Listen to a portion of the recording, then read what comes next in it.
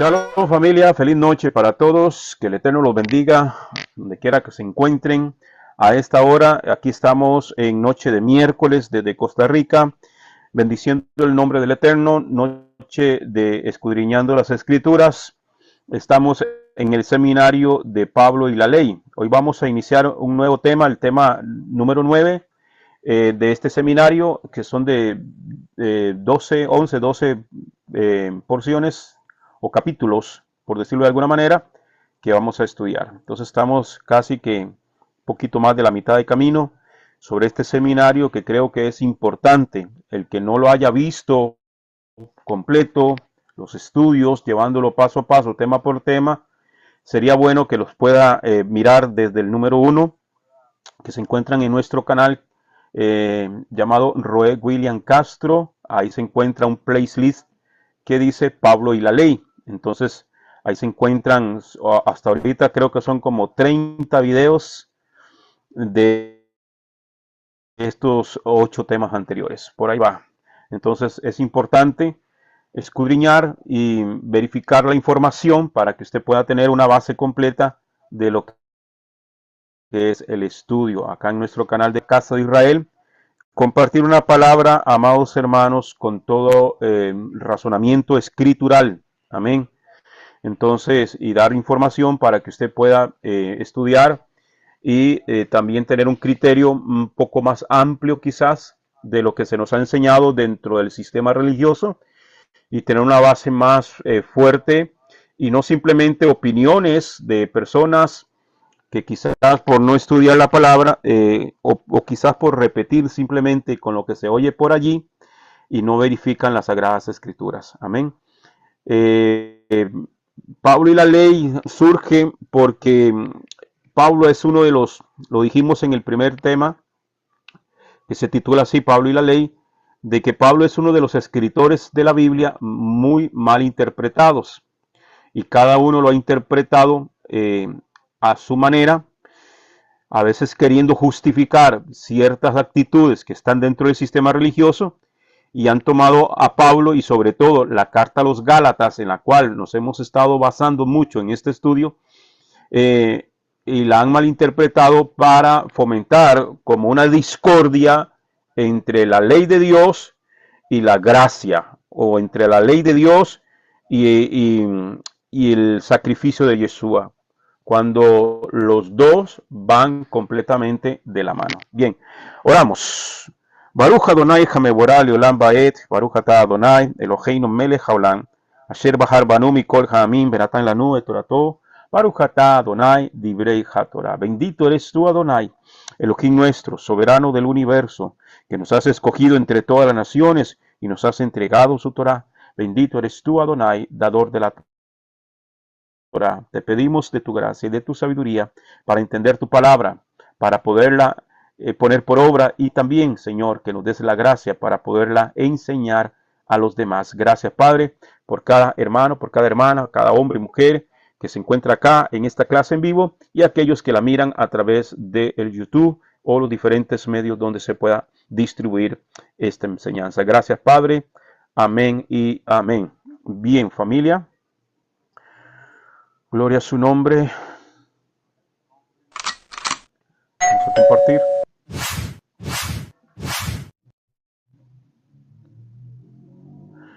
Bien, Pablo y la ley, ese es el tema o el nombre del seminario que estamos dando. Estamos en el tema número 9 que vamos a iniciar hoy. Pablo confronta a Pedro. Pablo confronta a Pedro. Vamos a ver. Ampliar un poquito más. Bien. En este capítulo veremos uno de los momentos más controversiales en la vida y ministerio del apóstol Pablo. En el hebreo es el Rab Shaul. Seguiremos nuestro estudio en la carta a los Gálatas para entender por qué Pablo confronta a Pedro públicamente. Para que un apóstol o un hombre de este calibre confronte a otra persona públicamente, es que tuvo que haber surgido algo demasiado grave. Cualquiera diría que es falta de ética. pero como lo estuvimos viendo en la clase de formación ministerial, que por cierto, ahí está la tarea para que me la hagan en el grupo de formación ministerial, es importante, como lo estuvimos viendo en esta clase de formación ministerial el día lunes, lo importante que es tener el celo de Dios, el celo por las cosas sagradas. Y como un ministro de Dios debe velar por el orden y que las cosas de Dios, de las cosas sagradas, dice la Escritura, que se debe enseñar al pueblo a hacer, se debe enseñar al pueblo a hacer diferencia entre lo santo y lo profano, entre lo que le agrada a Dios y lo que no le agrada a Dios. ¿Ok? Y Pablo tiene un encuentro bastante fuerte con el apóstol Pedro. En el libro de Proverbios, capítulo 29, en el libro de Misle, Proverbios, capítulo 29, versículo 25, dice: temer y reverenciar a seres humanos es una trampa, pero aquel que confíe en Adonai Jehová será exaltado. La impiedad causa al hombre tropezar, pero aquel que confía en su amo estará seguro. Cuando muchas veces, y pasa, hermano, más de lo que a veces creemos que no, pero cuando se interpone la jerarquía humana por encima y yo tengo que rendirle más honor y más respeto y más pleitesía a ese líder o a esa persona, más que a la propia palabra de Dios, ahí estamos fracasando. Es una, como lo dice el proverbista aquí, es una trampa. Temer y reverenciar a seres humanos es una trampa, porque tenemos que respetar, sí. Tenemos que tener en alta estima a los líderes, sí. Tenemos que respetarlos en su posición que el Eterno les haya dado, sí.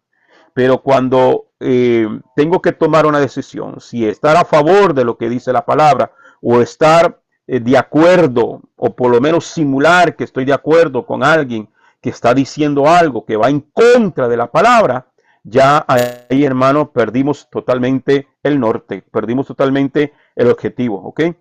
Entonces, temer y reverenciar a seres humanos es una trampa, pero aquel que confíe en Adonai Jehová será exaltado. La impiedad causa al hombre tropezar, pero el que confía en su amo estará seguro. Tal vez digas siempre sí a cualquier petición para complacer a todos, o quizás dejas de comer con tus hermanos cuando llega alguien con quien quieres quedar bien. Amén. Entonces, así como nosotros muchas veces decimos sí, pero realmente queremos decir no, simplemente por complacer a alguien, eso es, hermano, una terrible equivocación. Pedro estaba de visita en Antioquía, la ciudad donde se fundó la primera quejilá o la primera congregación entre los gentiles en Antioquía. Pablo estuvo allí y allí se levanta la primera quejilá en Antioquía. Al principio todo iba bien. Pedro disfrutaba de comer junto a los nuevos creyentes en Mashiach. Amén. Pedro oye la obra y el trabajo que Pablo y Bernabé están realizando en Antioquía y se va a supervisar la obra o a ver cómo va el avance de esa obra, de ese trabajo misionero, de ese trabajo evangelístico. Y los gentiles en Antioquía que se están convirtiendo por medio de la predicación del apóstol Pablo, amén.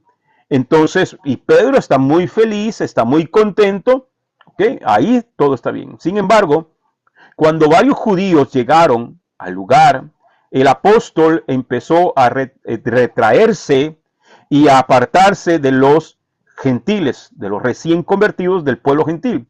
Como si fuera poco, Pedro no hacía esto solo. En su hipocresía arrastró a varios judíos más, incluyendo a Bernabé, compañero cercano de Pablo. Pedro sabía que compartir los alimentos con sus hermanos gentiles convertidos del paganismo no tenía absolutamente nada malo. Ahora, texto cultural, en el contexto cultural del pueblo judío, ellos no entran a comer dentro de una casa de gentiles, por ejemplo, porque la comida es sumamente importante desde el concepto cultural. Un judío no se sienta a comer con alguien que ellos no tengan la misma fe, por ejemplo, la misma relación. No entran a comer porque es algo que no se debe hacer. ¿Por qué razón? Porque por lo general, las comidas de los gentiles estaban asociadas a sus dioses paganos. Todo lo que ellos, los gentiles, ponían a la mesa era dedicado a los ídolos. Si comían carne, la carne de aquel animal que estaban comiendo había sido ofrecido a sus dioses. Perdón. Por lo tanto, un judío no entraba a comer en la mesa o en la casa de un judío. Es más, hay algo que se llama el pacto del umbral, que era cruzar la puerta. Si yo invitaba a alguien y cruzaba esa puerta, estaba haciendo el pacto del umbral. Estoy entrando a tu casa porque estoy de acuerdo contigo. Hoy estoy entrando a tu casa porque tengo la misma fe que tú tienes. Me estoy sentando a tu mesa porque creo en el Dios que tú crees. ¿Ok? Entonces, para un judío era imposible comer con los gentiles. Entonces, esto basado en el contexto cultural, para que podamos entender bien el panorama de lo que está ocurriendo aquí. Ahora, el asunto aquí es que ya estos gentiles no eran gentiles. ¿Por qué razón? Porque se habían convertido al Dios de Israel a través del mensaje del Evangelio de Yeshua que Pablo, Bernabé y otros más estaban enseñando en Antioquía. Y Pablo se sentaba porque él sabía que ya ellos habían dejado el paganismo. Por eso lo vimos en los temas anteriores, en el tema anterior que estuvimos viendo, cuando Pablo se presenta ante el concilio de Jerusalén y se le imponen 4 cosas, las primeras 4 cosas que se les manda a los gentiles que tienen que guardar. ¿Cuáles eran ellos? Apartarse de la idolatría, de no comer comida sacrificada a los ídolos, ¿ok? De no comer carne de ahogado, de no comer sangre y de apartarse de fornicación. ¿Ok? Entonces, ya ellos sabían, y Pablo y Pedro sabían estas reglas que se habían impuesto a los recién convertidos. ¿Para qué? Para que en cada Shabbat, que ellos se congregaban en Shabbat, donde se les predicaba, enseñaba la Torah, las Paroshot. Entonces el recién convertido, mientras iba conociendo un poco más, iba a ir subiendo su nivel de observancia de la Torah. Entonces, Pedro sabía que compartir los alimentos con sus hermanos gentiles convertidos del paganismo no tenía absolutamente nada malo. De hecho, él mismo ya había enseñado acerca de su experiencia en la casa de Cornelio, en Hechos capítulo 10, versículo 28, y en Hechos capítulo 11, versículo 3. O sea, y lo invito a que usted se lea todos estos capítulos. Ok, ahí es cuando, en el capítulo 10, es cuando Pedro tiene la visión la famosa visión de Pedro del mata y come. Ok, y cuando ahí venían todo tipo de animales, inmundos, cuadrúpedos y no sé cuánto más, y la voz del cielo que le dice a Pedro, Pedro, Kefa, levántate, mata y come. Y él se negó porque eso que aquella voz le estaba diciendo iba en contra de lo que dice la ley de Dios, que no se pueden comer animales inmundos o impuros. ¿Ok? Entonces, pero él dice que la visión la tuvo 3 veces y él se quedó con aquello. ¿Qué significará esto? Hasta que el ángel, el Señor le habla y le dice que vienen unos varones para que vaya a casa de Cornelio, quien era un centurión romano. O sea, un gentil. Recuerde que la palabra gentil es todo aquel que no pertenece al pueblo de Israel, que no es un israelita de nacimiento. Eso es un goy o un gentil. ¿Ok? Entonces, pero él dice que él no entendió la visión hasta que llegó a la casa de Cornelio. Él pudo entender que el Señor no le estaba diciendo de animales, sino que se estaba refiriendo a las personas. Amén. Porque dentro de la visión o de la perspectiva hebrea, un gentil era considerado un animal inmundo.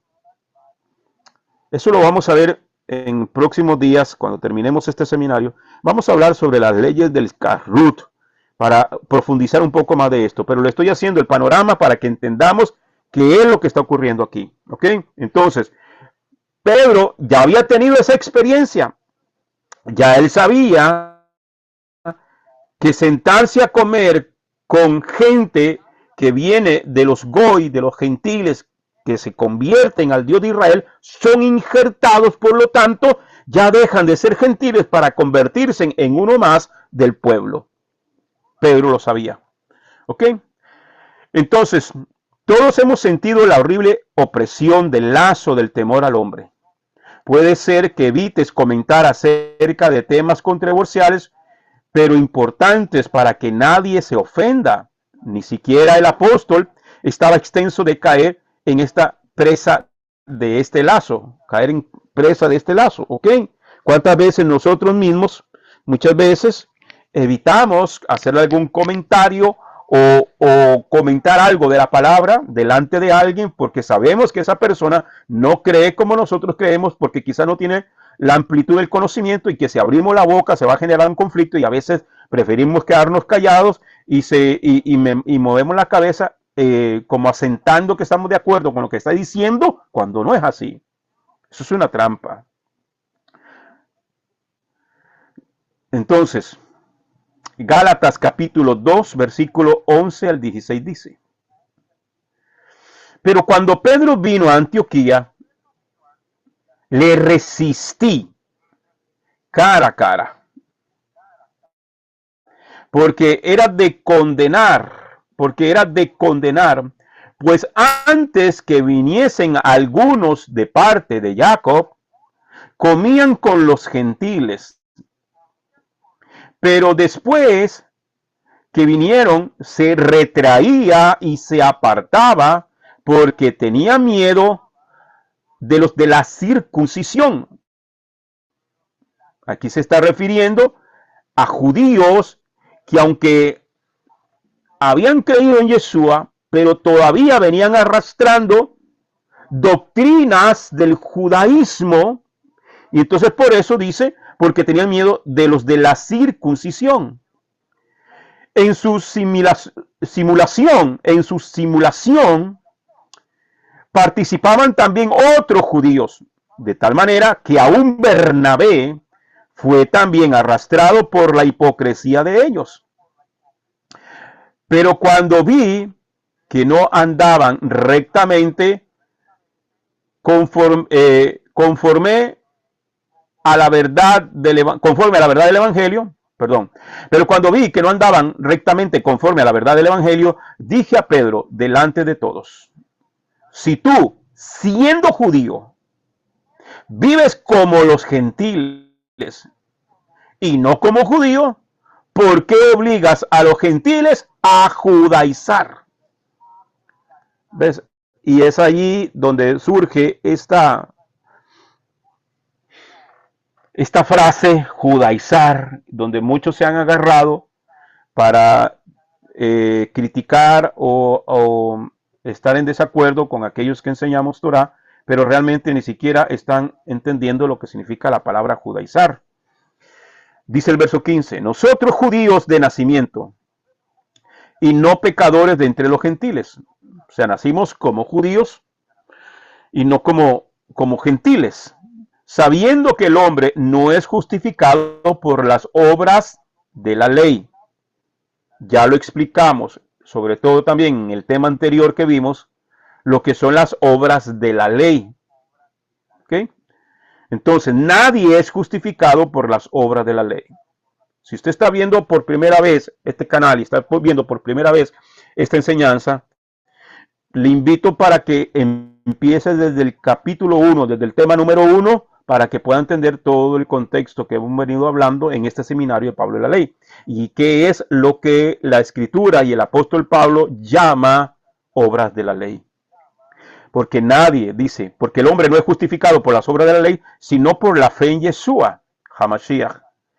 Nosotros también hemos creído en Yeshua Hamashiach para ser justificados por la fe en Mashiach y no por las obras de la ley, por cuanto las obras de la ley, por cuanto por las obras de la ley nadie será justificado. Nadie será justificado. Porque la salvación no es por obras para que nadie se gloríe. Entonces, en un nivel de jerarquía, podríamos decir que Pedro en ese momento era mayor que Pablo. En un nivel de jerárquico, Pedro podría estar por encima del apóstol Pablo. ¿Por qué? Porque Pedro fue uno de los 12 apóstoles que caminaron con Yeshua y un líder entre ellos. De hecho, cuando Yeshua va a salir, antes de que él se vaya, después de haber resucitado, se acuerdan que ellos se habían ido a pescar y cuando Juan lo mira y él dice, ese es el maestro que decía, hijitos, ¿tienen algo que comer? Y Pedro dice, se puso la ropa y se tiró al agua y nadó. Y luego el Señor le dice, ¿me amas? Sí te amo. Pues pastorea mis ovejas. ¿Me amas? Sí. Apacienta mis ovejas. Entonces el Señor lo pone como un líder entre los apóstoles. ¿Ok? No era el único líder, pero era uno de los principales. Entonces, hablando jerárquicamente, Pedro podría estar por encima del nivel del cual Pablo era prácticamente un recién convertido a Yeshua. Amén. Entonces, en un nivel de jerarquía podríamos decir que Pedro en ese momento era mayor que Pablo, pero Pablo nos demuestra que se debe actuar delante de quien sea por defender la sana doctrina del evangelio de nuestro Elohim. Ante la falta de carácter de Pedro, quien temía a los judaizantes, Pablo se enojó fuertemente y encaró a Pedro y lo confronta con la verdad de las Escrituras. Y es ahí, amados hermanos, que yo le digo que uno debe tener un celo de Dios, pero tenemos que tener las bases para poder hacer defensa del sano evangelio, ¿ok? Debemos de tener cómo presentar defensa del evangelio, así como Pablo le habló a Timoteo. ¿Ves? Entonces, debemos de presentar defensa, la defensa del evangelio, con argumentos bíblicos, con argumentos de la palabra. Amén. Entonces, cuando no tenemos argumento de la Biblia, podemos opinar, pero uno tiene que demostrar con base escritural de lo que creemos. Entonces, porque la fe no se impone, la fe se adquiere a través de las evidencias. Amén.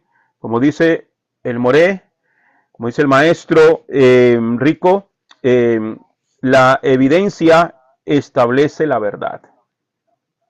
¿Ok? Entonces,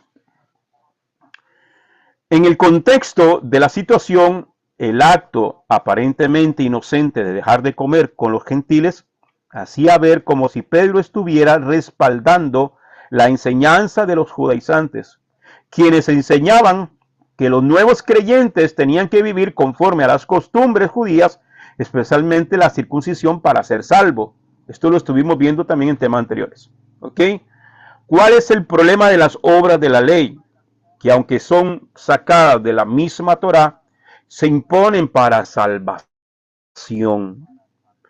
Entonces, para estos judaizantes, ellos decían, sí, está bien creer en Yeshua, pero si no te circuncidas, no eres salvo. Y eso, la circuncisión, no es para salvación. Alguien puede estar circuncidado y no ser salvo. Alguien puede estar cumplir con muchos requisitos, pero si no cree en la palabra del Eterno, entonces, y vive por la palabra y en la fe en Yeshua, entonces no le vale nada de que se circuncide. Por eso es que la escritura, y Pablo mismo habla y dice que habla de la circuncisión del corazón. Yo no gano nada con hacerme una circuncisión física si no estoy circuncidado en mi corazón. ¿Ok? Entonces, pero el judaísmo dictaba de que había que una persona para ser salvo o para ser parte del pueblo tenía que tener la circuncisión. Si no tienes circuncisión, por más que tú creas, no eres salvo. Y eso no es así. Entonces, Pablo aclara que el hombre no es justificado por las obras de la ley, es decir, las doctrinas y tradiciones de los hombres, agregadas a lo que el mandamiento de Elohim dice, sino por la fe en Yeshua HaMashiach. Nadie será justificado por las obras de la ley. Esas obras de la ley son las doctrinas impuestas por el judaísmo. ¿Ok? Por las obras de la ley nadie será justificado. Eso es lo que dice la escritura. Amén. Ahí mismo en Gálatas 2:16. Amén. En Romanos 3:20 también lo dice. Vamos a verlo rápidamente. Romanos 3:20. Porque no lo pongo aquí, pero... Romanos capítulo 3.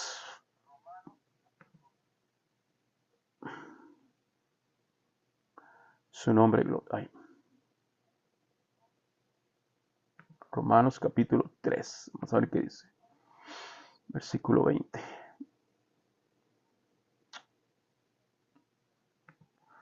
Capítulo 3. 20. Dice, porque por las obras de la ley, ningún ser humano será justificado delante de él, pues por medio de la ley viene el conocimiento del pecado. Entonces, por las obras de la ley. Ahora, aparte de la ley, la justicia de Dios ha sido manifestada, atestiguada por la ley y los profetas, es decir, la justicia de Dios por medio de la fe en Yeshua HaMashiach para todos los creyentes, porque no hay distinción, por cuanto todos pecaron, no alcanza la gloria de Dios. Entonces, la justificación, la única manera que podemos ser justificados delante del Eterno es en nuestra fe en Yeshua. ¿Ok? Porque hay veces cuando se imponen ciertas cosas y reglas, cuando se cree que si lo hago así voy a ser salvo, y como lo dije yo en los temas anteriores, no simplemente aplica dentro del judaísmo, aún dentro del cristianismo hay muchas obras de la ley o muchas doctrinas de hombres que se imponen hasta por encima de la ley de Dios, cuando no es así. ¿Ok? Entonces, Pablo aclara que el hombre no es justificado por las obras de la ley, es decir, las doctrinas y tradiciones de los hombres, agregadas a lo que el mandamiento de Elohim dice, sino por la fe en Yeshua HaMashiach. Nadie será justificado por las obras de la ley. Esas obras de la ley son las doctrinas impuestas por el judaísmo. Soy muy enfático en repetir qué cosas son las obras de la ley, porque usted tiene que entender que las obras de la ley no se refiere a guardar la Torá. Guardar la Torá significa seguir las instrucciones del Eterno. Hacer las obras de la ley significa seguir los mandamientos de los hombres. Gálatas 2:14 es muy importante para entender apropiadamente los capítulos restantes. La correcta definición de la palabra judaizar es la piedra angular que sostiene parte de la enseñanza que quiere transmitir el apóstol Pablo.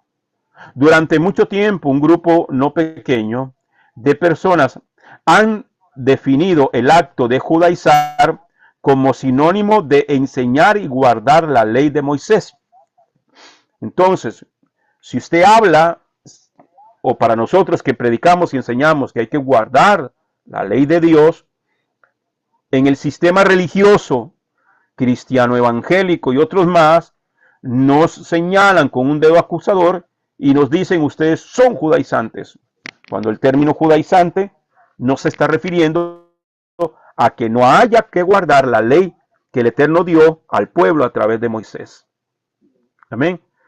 Y eso lo he visto, hermano, inclusive en gente que se hacen llamar de raíces hebreas y tienen una mezcla y una confusión y mezclan una cosa con otra. Por eso hay que tener mucho cuidado a qué maestro le está parando uno la oreja, hermano. ¿Ok? Entonces, durante mucho tiempo un grupo no pequeño de personas han definido el acto de judaizar como un sinónimo de enseñar y guardar la ley de Moisés. ¿Será correcta esta definición? Por supuesto que está errado. Es una equivocación decir que guardar la ley que el Señor estableció en su palabra, eso es judaizar.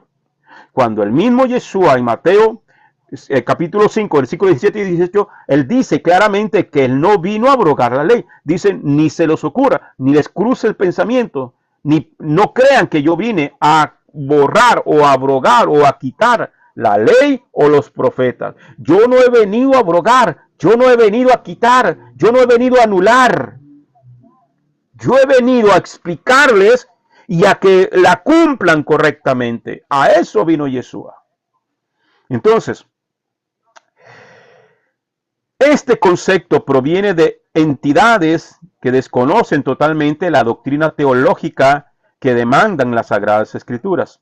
Para contestar correctamente la pregunta anterior, analizaremos el origen de la palabra judaizar, teniendo como referencia la traducción bíblica Reina Valera.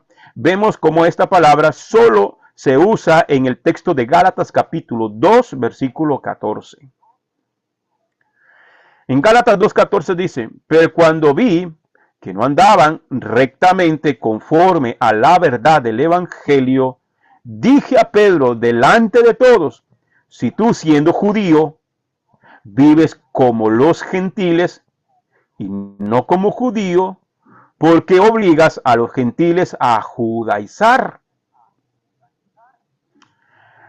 La palabra griega traducida como judaizar la encontramos en el diccionario como iodaizo y significa convertirse en judío. Judaizar, judío. Judaizar es tratar de convertir a alguna persona en la religión judaica o al judaísmo. Eso es judaizar. Mire qué importante es conocer la definición original de las palabras, tanto del hebreo como el griego. Recordemos que el Nuevo Testamento, que se conoce como Nuevo Testamento, fue escrito en griego. Entonces, ahí Pablo está diciendo, ¿por qué quieres que los gentiles quieres judaizar? Que obligas a los gentiles a judaizar. ¿Qué significa judaizar? Según el diccionario del hebreo y griego, judaizar significa convertirme al judaísmo, convertirme a la religión del judaísmo. Eso es judaizar. Entonces, solamente con este significado que nos da el diccionario, tenemos que darnos cuenta que aquí no está hablando de guardar la ley de Dios. Si una persona se convierte a la religión de Buda, ¿cómo se le llama? Se convirtió al budaísmo. Si se convirtió a la religión de los testigos de Jehová, ¿cómo se le llama? Testigo de Jehová. Entonces, judaizar es convertir a alguien al judaísmo. Partiendo de este significado de Gálatas capítulo 2, verso 14, ¿qué es judaizar? Entonces, cuando usted le diga, es que usted es un judaizante, no. ¿Cuándo usted me ha visto predicar a mí de la religión del judaísmo? Eso no es judaizar. Entonces, ¿acaso la ley de Moisés enseña a las personas a convertirse al judaísmo? Esa es la pregunta que hay que hacer. Si yo predico de la Torá, si yo predico de la ley de Dios, entonces Mire, entonces cuando una persona habla de los 10 mandamientos, estaría judaizando, porque está dentro de la ley de Moisés. Si yo le digo a alguien, no matarás, estoy judaizando. Si yo le digo a alguien, no adulterarás, entonces lo estoy judaizando. Si yo le digo a alguien, no robarás, no codiciarás, no darás falso testimonio.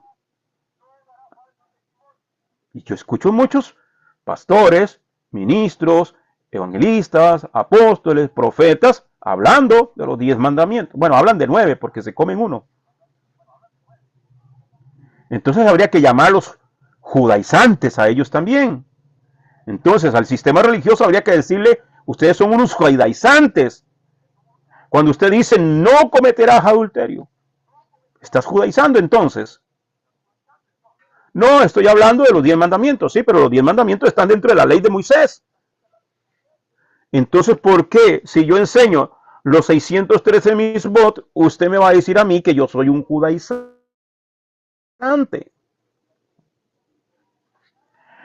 Recordemos que la ley de Moisés fue dada a todo Israel, es decir, a las 12 tribus de Israel, y no solo a la tribu de Judá. Por ende, podemos entender que guardar la ley de Moisés significa convertirse a la nación de Israel, no al judaísmo, y mucho menos judaizar. Entonces, cuando entendemos este concepto, y hoy voy a ir despacio porque con este tema quiero ir despacio, porque quiero que quede bien clarito lo que vayamos a durar. Usted sabe que a mí no me gusta correr con las enseñanzas, me gusta que las cosas vayan quedando lo más claro posible.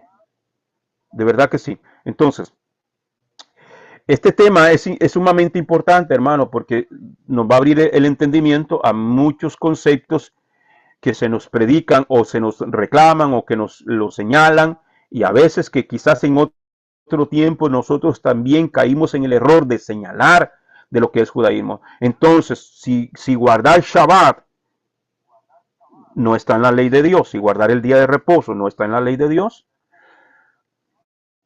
pero está en la ley de Dios, y eso no es judaizar. Entonces aquí, cuando entendemos todo este concepto, entendemos lo que Pablo dice en Romanos capítulo 11, que una vez que nosotros venimos de los que venimos del pueblo gentil y somos injertados a través de Yeshua en el olivo natural, el cual es Israel.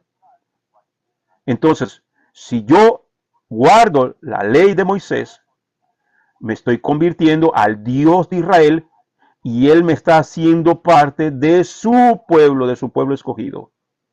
Entonces, estamos convencidos de que el lector podría inquietarse ante preguntas como: ¿qué es el judaísmo?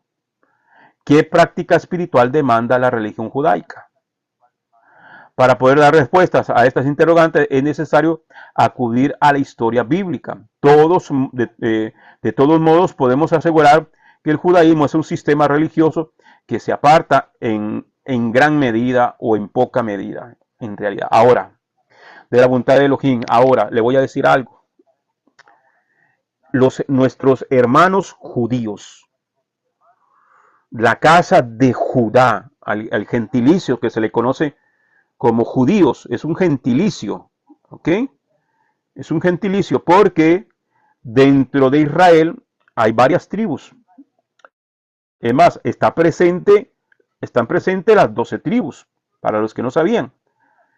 Porque eso lo vimos en el seminario de identidad, que grupos de las 12 tribus, o de las 10 tribus, en este caso las tribus del norte, que se habían apartado y que se habían caído en idolatría por medio de Jeroboam, al que pusieron como rey, y un grupo de las tribus se devolvieron.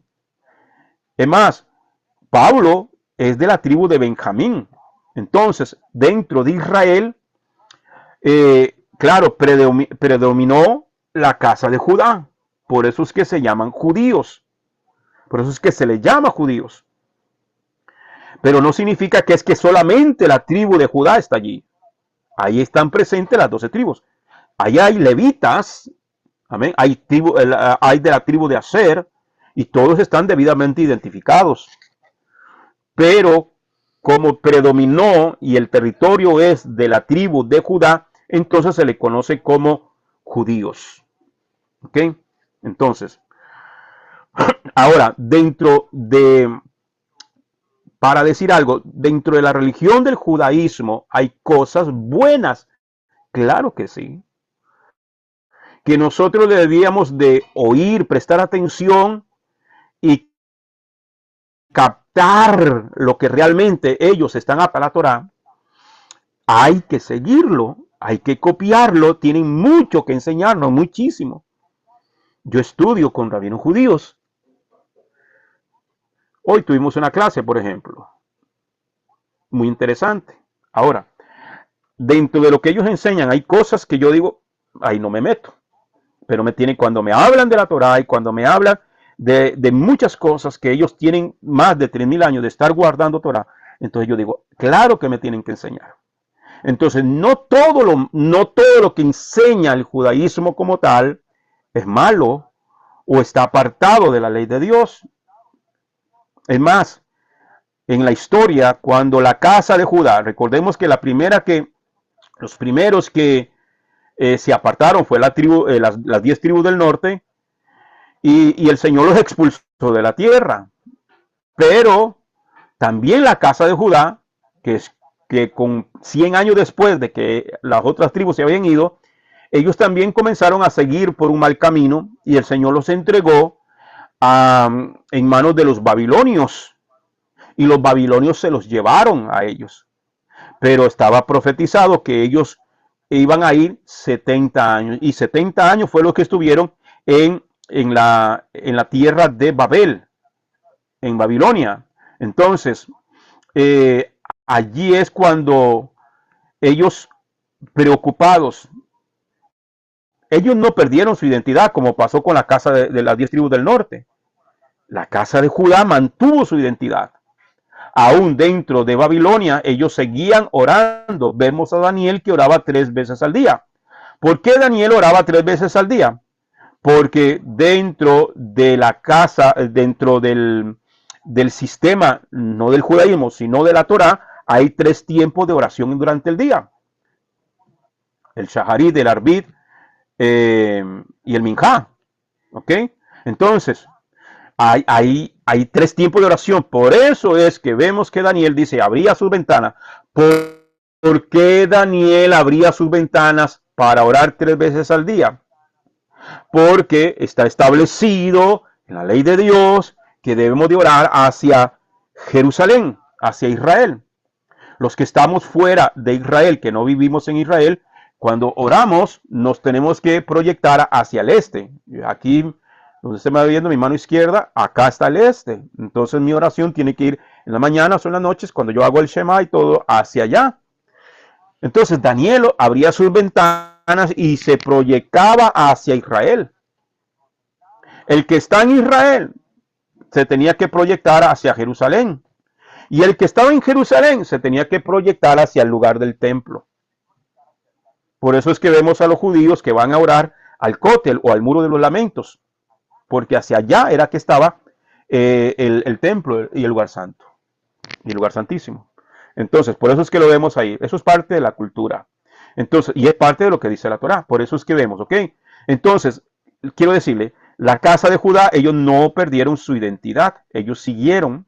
Se les permitió reunirse y es ahí donde surgen las sinagogas, lugares de reunión donde los judíos en toda Babilonia, donde se habían sido esparcidos, ellos se reunían a orar y a estudiar la Torá, a estudiar la Parashá, y de ahí surge todo esto, ¿ok? En su afán, cuando ellos se dan cuenta de que por haber quebrantado la ley de Dios,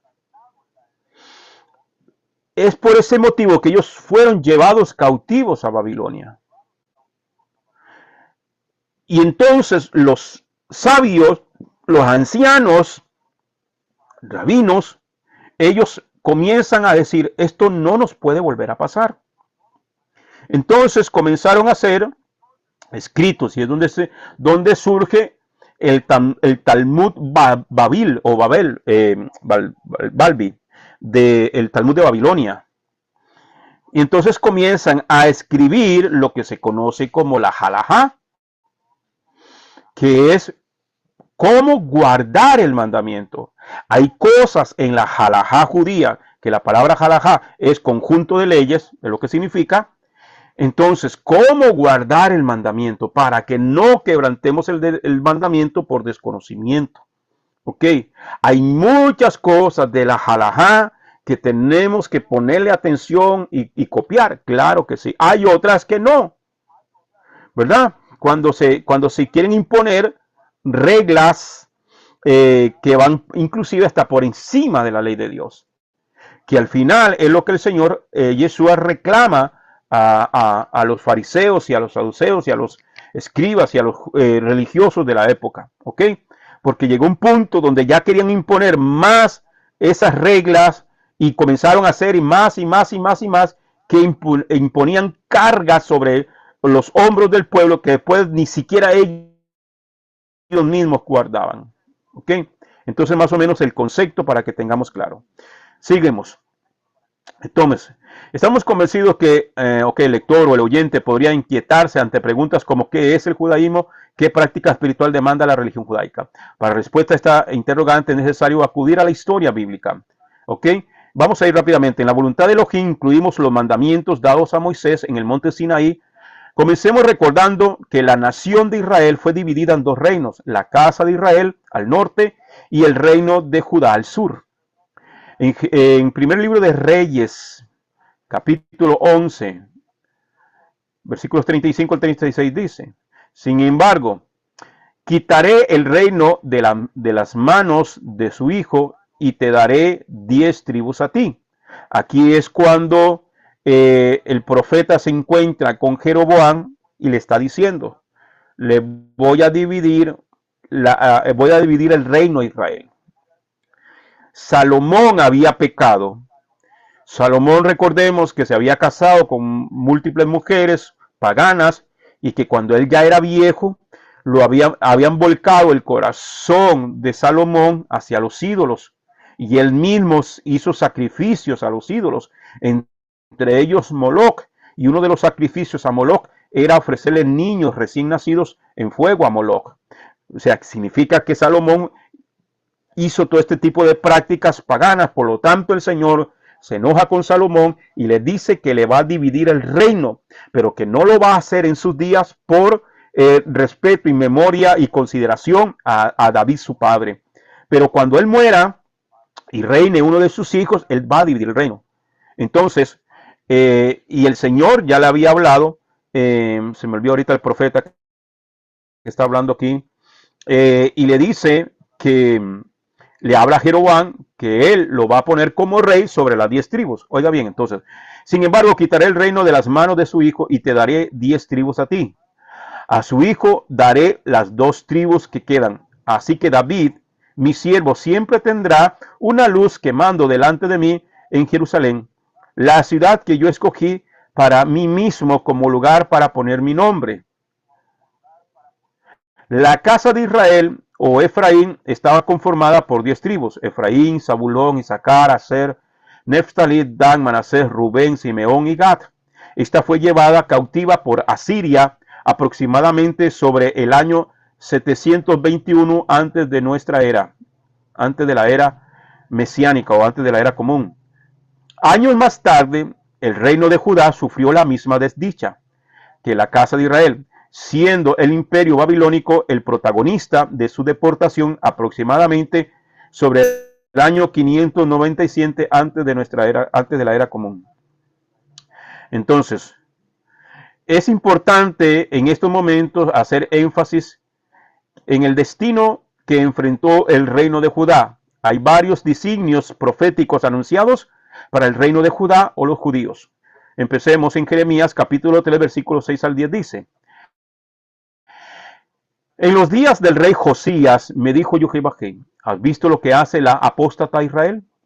Ella anda sobre todo monte alto y bajo de todo árbol frondoso, allí fornica. Aquí está hablando sobre la idolatría.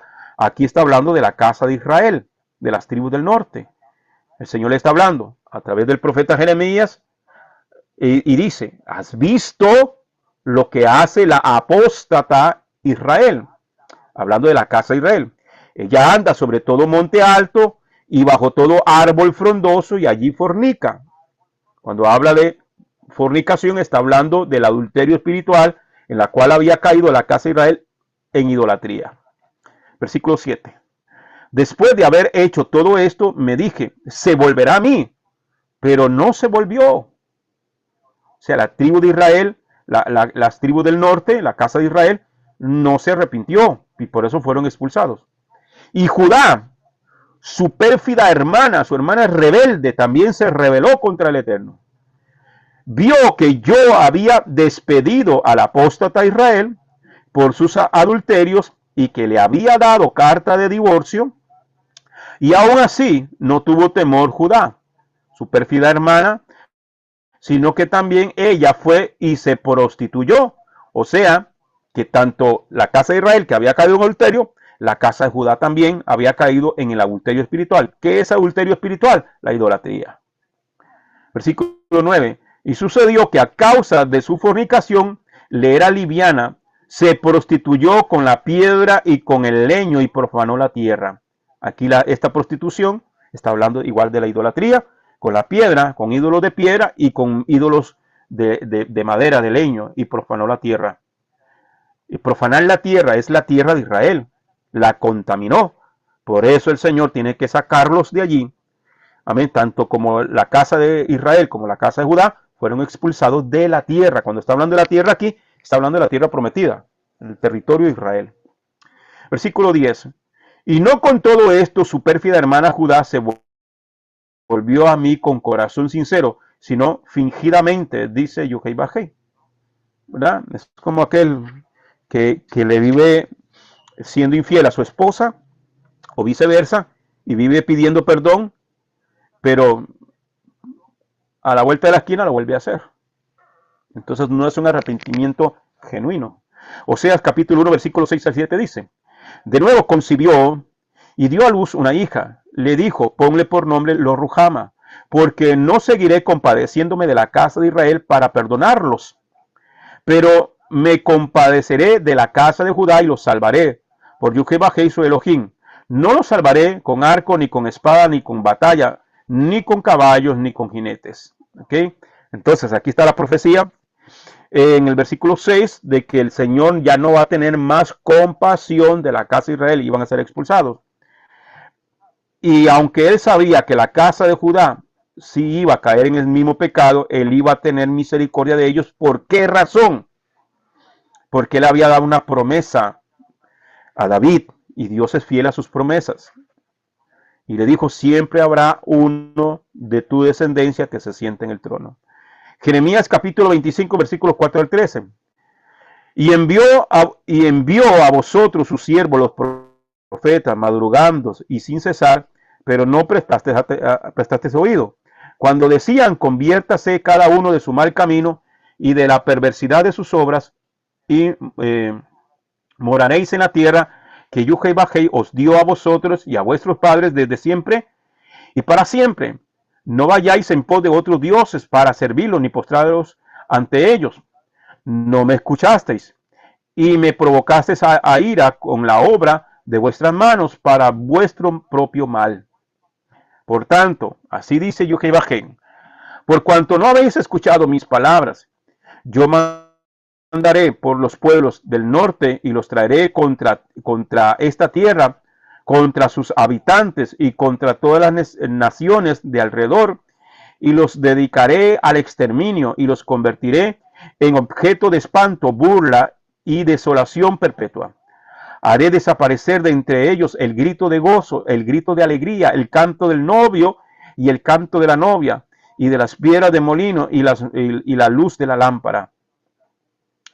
Y toda la tierra será desolada y servirán a estas gentes 70 años.